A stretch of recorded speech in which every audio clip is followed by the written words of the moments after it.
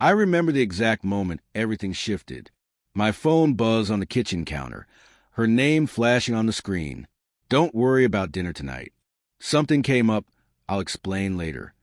The text felt casual, almost too casual, but I swallowed the unease lodged in my chest and typed back, okay? Hope it's nothing serious. She responded with a smiley face emoji that should have comforted me, but instead made the pit in my stomach deepen. Something about it felt rehearsed, forced. That night, I tried to focus on work, on emails and reports, but my mind kept straying. She had sounded cheerful on the phone that afternoon, laughing at a joke I didn't hear. And yet, now she was out. Something about the way she'd slipped the phone into her bag made me pause. Something about the way her eyes avoided mine when she said goodbye felt off. The first signs were subtle. Missed calls from her, shrugged off messages about traffic or a late meeting, a distant tone when I asked about her day. I blamed myself at first. Paranoia, stress from work. Maybe I was imagining things. Trust her, I told myself over and over. But trust, I learned, isn't just a choice, it's also a test. And something was failing. 2 days later, curiosity overpowered my hesitation. Our security camera footage was stored on a cloud server. I had access from my phone. I told myself it was for peace of mind, for rational reassurance. But what I saw didn't reassure, it shattered me. At 7:43 p.m., the front door clicked open. She stepped inside first, smiling, carrying her usual tote bag. My heart leapt, relief briefly flooding me. But then I froze. Behind her, a man I didn't recognize followed. Tall, casual, confident in a way that immediately set my teeth on edge. He carried nothing, but the way they moved toward the living room together, close, intimate, it wasn't normal. I stared at the screen, gripping the phone so hard my knuckles whitened. I couldn't breathe. I rewound, slow motioning their interaction, trying to convince myself it was a friend, a co-worker, maybe even someone I knew under a different context. But the laughter, soft, too familiar, and the way her hand brushed his arm made my stomach twist into knots I couldn't untie. I confronted her that night. I didn't accuse at first. I asked questions, careful, testing the waters. Who was that with you today? Her eyes flickered, but she smiled too quickly. Just a colleague from the project. You know, work stuff. But the warmth in her eyes didn't reach the corners, the part of her that had loved me. I wanted to believe her. I wanted to swallow my dread and reassure myself I was overreacting. But the camera didn't lie. My heart did. The next days became a war between doubt and hope. My mind replayed every memory.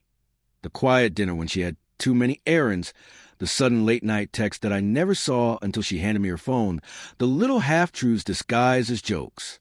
I caught her once, staring at her phone with a smile that wasn't for me. She noticed me noticing, and her panic flashed across her face for the briefest moment. Quickly masked, just as she always had learned to mask. I didn't check the camera again. Not immediately. I tried, truly tried, to rebuild the illusion of normalcy. But every corner of our home whispered suspicion. Cups she didn't finish. Coats that smelled faintly of another cologne. Laughter echoing from her phone when she claimed it was a work call. Each day, the betrayal wounded itself tighter around me, an invisible chain I couldn't shake. Finally, I confronted her. Not in anger, not in a rage fueled by imagined slights, but in calm, cold determination. I had the footage ready, the timeline, the texts, every little breadcrumb. She froze the moment I laid it out, the evidence no longer deniable. I didn't mean for you to find out this way, she whispered, tears welling. Her voice trembled, caught somewhere between guilt and self-justification. I didn't know how to stop it. I didn't know how to tell you. I felt anger, yes, but more than that, an ache that ran deeper than betrayal. Memories I had cherished now twisted into evidence of deceit. The dinners we'd shared, the quiet mornings in bed, even the way she'd whisper my name in the night. They weren't enough to keep the truth hidden, but they were enough to remind me how thoroughly I had loved her. You didn't stop because you didn't want to, I said, voice low. Painful clarity settled over us, heavy and suffocating. She tried to explain, to apologize, But words could not undo the nights I had spent believing, trusting, loving. I realized then that trust, once broken, doesn't just crack. It shatters, and no amount of glue or apology can restore the whole. I asked her to leave. Not shouted, not dramatic. I just opened the door, and she left. Her bag slung over her shoulder, head down, and the man from the footage waiting in the car outside. I didn't follow. I didn't call. Silence became my companion. Grief my mirror. In the weeks that followed, I replayed everything. I grieved the version of her I had loved, not the one who walked out of my life. I rebuilt myself in quiet moments, long walks in the early morning, coffee sipped on the porch, the slow discovery that I could exist without needing her smile to validate my worth. Pain lingered, yes, but so did the hard lesson. Self-respect is born from boundaries, from knowing when to walk away. The camera, once a source of suspicion, became a monument of clarity. It hadn't just revealed the unexpected guest. It revealed the truth I had refused to see, the strength I had refused to claim.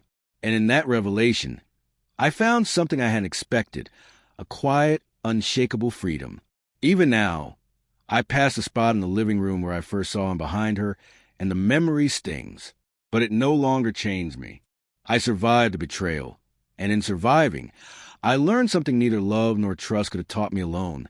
Sometimes the hardest goodbyes are the ones that give you back yourself.